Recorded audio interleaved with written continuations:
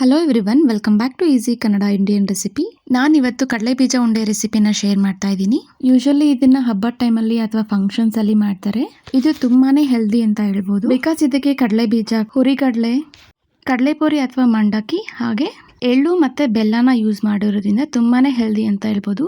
ನಾನು ಯೂಸ್ ಮಾಡಿರೋಂಥ ಪ್ರತಿಯೊಂದು ಇಂಗ್ರೀಡಿಯೆಂಟ್ ಕೂಡ ತುಂಬಾನೇ ಹೆಲ್ದಿ.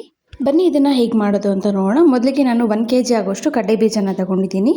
ಕಡಲೆ ಬೀಜನ ಚೆನ್ನಾಗಿ ಈ ಥರ ಉಜ್ಕೊಂಡು ಸಿಪ್ಪೆ ಎಲ್ಲ ರಿಮೂವ್ ಮಾಡ್ಕೋಬೇಕಾಗುತ್ತೆ. ನೋಡಿ, ನಾನಿಲ್ಲಿ ಈ ಥರ ಸಿಪ್ಪೆ ಎಲ್ಲ ರಿಮೂವ್ ಮಾಡ್ಕೊಂಡಿದ್ದೀನಿ. ಕೆಲವೊಂದು ಕೆಟ್ಟೋಗಿರೋ ಕಡಲೆ ಬೀಜ ಇರುತ್ತೆ, ಅದು ಸ್ವಲ್ಪ ಕಲರ್ ಚೇಂಜ್ ಆಗಿರುತ್ತೆ, ಅದನ್ನೆಲ್ಲ ರಿಮೂವ್ ಮಾಡ್ಕೊಂಡಿದ್ದೀನಿ. ಹಾಗೆ ಇಲ್ಲಿ 1 kg ಆಗೋಷ್ಟು ಹುರಿಗಡಲೆನ ತಗೊಂಡಿದ್ದೀನಿ. ಇದರಲ್ಲಿ ಏನಾದರೂ ಮಣ್ಣು, ಕಲ್ಲು ಅಥವಾ ಏನಾದರೂ ಇದ್ದರೆ ನೋಡಿಕೊಂಡು ಸಪ್ರೇಟ್ ಮಾಡಿ ಇಟ್ಕೋಬೇಕಾಗುತ್ತೆ. ನಾನು 1 kg ಆಗೋಷ್ಟು ಕಡಲೆ ಬೀಜ ಹಾಗೆ 1 kg ಆಗೋಷ್ಟು ಹುರಿಗಡಲೆನ ತಗೊಂಡಿದ್ದೀನಿ. ಹಾಗೆ 2 ರಿಂದ 3 ಒಣ ಕೊಬ್ಬರಿ ಬೇಕಾಗುತ್ತೆ. ಇದನ್ನು ತುರ್ಕೊಂಡು ಇಟ್ಕೋಬೇಕಾಗುತ್ತೆ. ನಾನೀಗ ಕಡಲೆ ಬೀಜ ಮತ್ತು ಹುರಿಗಡಲೆನ ಮಿಕ್ಸ್ ಮಾಡ್ಕೊಳ್ತಾ ಇದ್ದೀನಿ. ನಾನು ತಗೊಂಡಿರೋ ಕ್ವಾಂಟಿಟಿಗೆ 2 kg ಆಗೋಷ್ಟು ಬೆಲ್ಲ ಬೇಕಾಗುತ್ತೆ. ಇದು ಒಂದೊಂದು kg ಇದೆ. ಸೊ 2 kg ಬೆಲ್ಲನ ನಾನು ಯೂಸ್ ಮಾಡ್ಕೊಳ್ತಾ ಇದ್ದೀನಿ. ಹಾಗೆ ಇದಕ್ಕೆ ಒಂದು 75 ಗ್ರಾಮ್ ಆಗೋಷ್ಟು ಎಳ್ಳನ್ನು ತಗೊಂಡಿದ್ದೀನಿ. 50 ಗ್ರಾಮ್ ಪಾಕೆಟ್ಸ್ 2 ತಗೊಂಡಿದ್ದೀನಿ. ಅದರಲ್ಲಿ 1.5 ಪಾಕೆಟ್ ಆಗೋಷ್ಟು ಹಾಕೊಂಡಿದ್ದೀನಿ. ಟೋಟಲ್ 75 ಗ್ರಾಮ್ ಆಗೋಷ್ಟು ಎಳ್ಳನ್ನು ತಗೊಂಡಿದ್ದೀನಿ. ಇದನ್ನು ಚೆನ್ನಾಗಿ ಹುರ್ಕೋಬೇಕಾಗುತ್ತೆ. ಹಾಗೆ ನಾನಿಲ್ಲಿ ಒಂದು 10 ಏಲಕ್ಕಿನ ತಗೊಂಡಿದ್ದೀನಿ. ಇದಕ್ಕೆ ಸ್ವಲ್ಪ ಸಕ್ಕರೆನ ಸೇರಿಸ್ಕೊಂಡು ಮಿಕ್ಸಿಯಲ್ಲಿ ಚೆನ್ನಾಗಿ ಗ್ರೈಂಡ್ ಮಾಡ್ಕೋಬೇಕಾಗುತ್ತೆ. 2 kg ಆಗೋಷ್ಟು ಬೆಲ್ಲನ ಈ ಥರ ಪುಡಿ ಮಾಡಿಟ್ಕೊಂಡು ಇದನ್ನು ಚೆನ್ನಾಗಿ ಕಾಯಿಸ್ಕೋಬೇಕಾಗುತ್ತೆ, ಅಂದರೆ ಪಾಕ ಮಾಡ್ಕೋಬೇಕಾಗುತ್ತೆ. ಒಂದು ದಪ್ಪತಳ ಪಾತ್ರೆಯಲ್ಲಿ ನಾನಿಲ್ಲಿ ಕಾಯಿಸ್ಕೊಳ್ತಾ ಇದ್ದೀನಿ. ಹಾಗೆ ಎಳ್ಳನ್ನು ಕೂಡ ಸ್ವಲ್ಪ ಕಲರ್ ಚೇಂಜ್ ಆಗೋವರೆಗೂ ಫ್ರೈ ಮಾಡ್ಕೋಬೇಕಾಗುತ್ತೆ.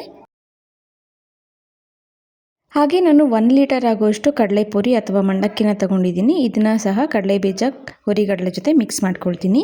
ಆಲ್ರೆಡಿ ಪುಡಿ ಮಾಡಿ ಇಟ್ಕೊಂಡಂಥ ಬೆಲ್ಲಕ್ಕೆ ಒಂದು 100 ml ಆಗೋಷ್ಟು ನೀರನ್ನು ಸೇರಿಸ್ಕೊಂಡು ಚೆನ್ನಾಗಿ ಕಾಯಿಸ್ಕೊಂಡು ಪಾಕ ಮಾಡ್ಕೋಬೇಕಾಗುತ್ತೆ.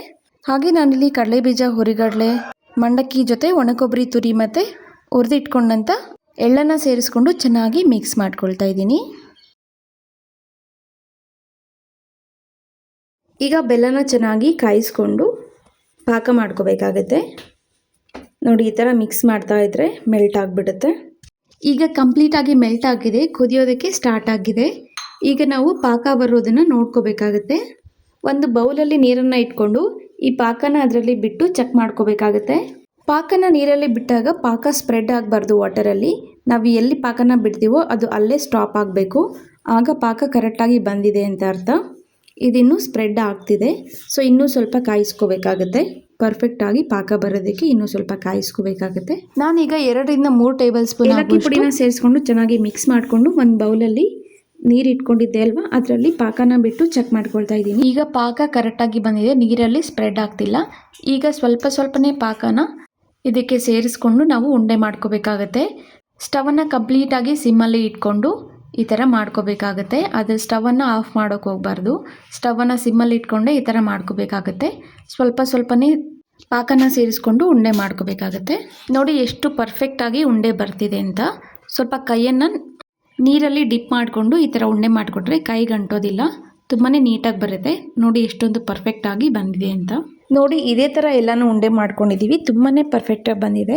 ಖಂಡಿತ ಒಮ್ಮೆ ಟ್ರೈ ಮಾಡಿ, ಕಮೆಂಟ್ ಮಾಡಿ ತಿಳಿಸಿ ಹೇಗಿತ್ತು ಅಂತ. ನೋಡೋದಕ್ಕೆ ಎಷ್ಟು ಬ್ಯೂಟಿಫುಲ್ ಆಗಿದೆಯೋ ಅಷ್ಟೇ ರುಚಿಯಾಗಿದೆ ಆ್ಯಂಡ್ ತುಂಬಾ ಹೆಲ್ದಿ ಅಂತ ಹೇಳ್ಬೋದು. ವಿಡಿಯೋನ ಸ್ಕಿಪ್ ಮಾಡದೆ ಕೊನೆವರೆಗೂ ನೋಡಿದ್ದಕ್ಕೆ ತುಂಬಾ ಧನ್ಯವಾದಗಳು. ಹಾಗೆ ನನ್ನ ಚಾನಲ್ನ ಸಬ್ಸ್ಕ್ರೈಬ್ ಮಾಡ್ಕೊಳ್ಳಿ. Thank you.